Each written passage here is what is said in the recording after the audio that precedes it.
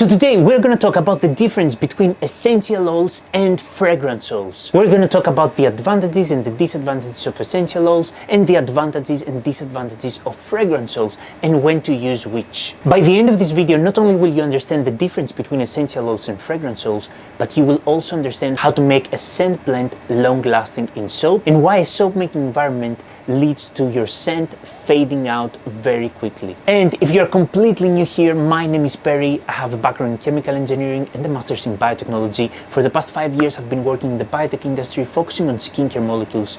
I'm obsessed with one thing.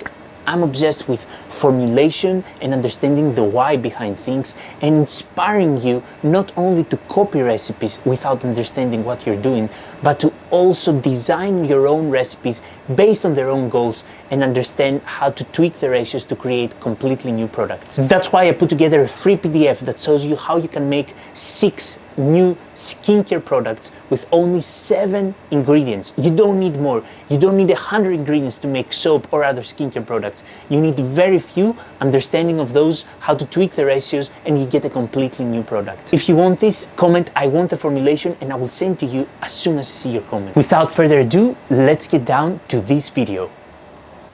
Now, essential oils are natural. They are produced through distillation of plant material like herbs, and they are very complex, meaning that they have a very rich scent profile. Now, essential oils are usually separated into 3 categories: the base notes, the middle notes, and the top notes. The base notes are essential oils of high molecular weight, and they're the ones that evaporate very slowly. Those are the ones that are very long lasting. Famous base notes are patchouli, vetiver, sandalwood, vanilla, cedarwood, and so on. And also base notes, they tend to become better with age. Then we have the middle or heart notes. Those are usually the floral and the herbal ones, like lavender, pine, jasmine, ylang ylang, rose, and so on. These have slightly lower molecular weight than base notes and they evaporate faster than base notes. And finally, we have the top notes,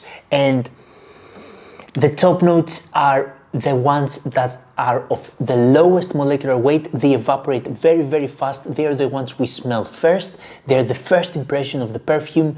And those are usually the citrusy ones like lemon essential oil, sweet orange essential oil, bergamot, grapefruit, and the minty and the spicy ones like mint essential oil, and then ginger, coriander, black pepper essential oil. They give spark and definition to the perfume, and they are the first impression. They are the ones that we smell first because they evaporate really fast. Now, the thing with essential oils is that they have a tendency to evaporate fast, especially the top and middle notes. So if you make a soap, for example, with bergamot essential oil, it will smell amazing, but after 4 weeks, the scent will have faded out. Top notes and middle notes, they need the base notes like patchouli, vetiver, sandalwood, and so on to make them more long-lasting. Apart from that, top notes like the citrusy ones, lychee, beba, grapefruit, bergamot, lemon essential oil, they contain substances like limonene that tend to oxidize very fast every time you open the bottle, and they tend to degrade to something that doesn't really smell like limonene anymore but has more of an off smell. So if you work with citrusy top notes and you actually open the bottle, then you have to use them within a few months, otherwise they will not smell the same after 6 to 9 months. So the problem with essential oils is that they evaporate fast unless you pair them with a proper base note, and that's because not only most of them are of low molecular weight,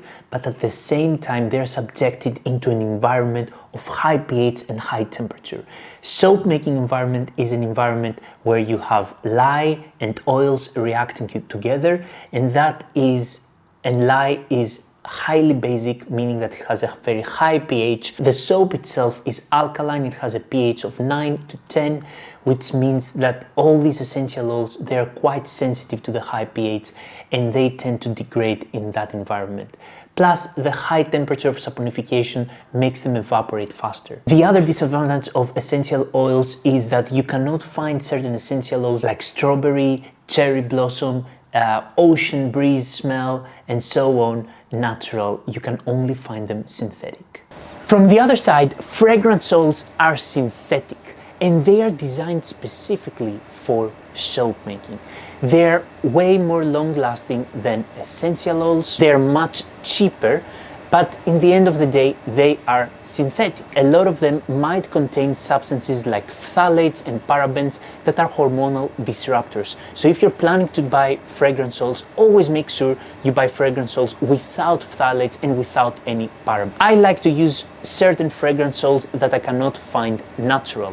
For example, you cannot find natural strawberry essential oil, blueberry essential oil, or ocean breeze essential oil. And this is because fruits are very sensitive. When you use the typical method of distillation to produce essential oils, most of the substances and the scents are completely degraded, and in the end they don't smell of anything. And that's why the only way you can get a scent of strawberry or of cherry blossom is to actually make it synthetic. If you buy fragrance oils from a trusted supplier, they always provide documentation that shows what substances they contain, and they always provide documentation to show what concentration of these substances they contain.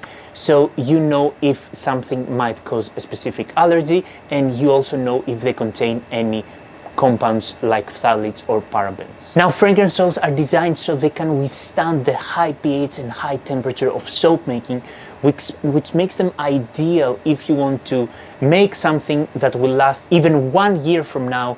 Then your safest choice would be using fragrance oils, because they can literally last very, very long.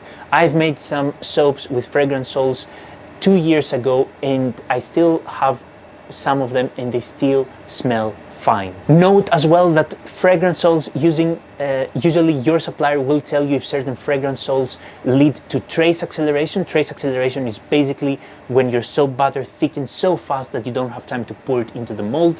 They will tell you they contain certain substances like vanillin or cinnamaldehyde or other compounds that might lead to trace. And then if they do, you can just work yourself around it so that you avoid trace acceleration. So you can still use a fragrance oil or an essential oil that leads to trace acceleration. You can still use it in soap successfully, follow the right technique, but of course this is a video for another time. In the end, I recommend people to, if they want to buy fragrance oils because they want something that is cheaper and more long-lasting, they should always make sure to check the ingredient list and make sure they don't buy anything with phthalates or parabens, and to also make sure fragrance oils do not contain any ingredients that can cause allergies. I like to combine both. I like to combine both natural essential oils and synthetic fragrance oils, because I can get both the long-lasting aspect and the stability of fragrance oils, plus the natural, rich and complex aspect of essential oil. I hope this video could add some value to you today, and remember to comment "I want the formulation" if you want a free PDF that shows you how you can make 6 different skincare products with only 7 ingredients. With that being said, thank you so much for watching this video, and I'll see you guys next time.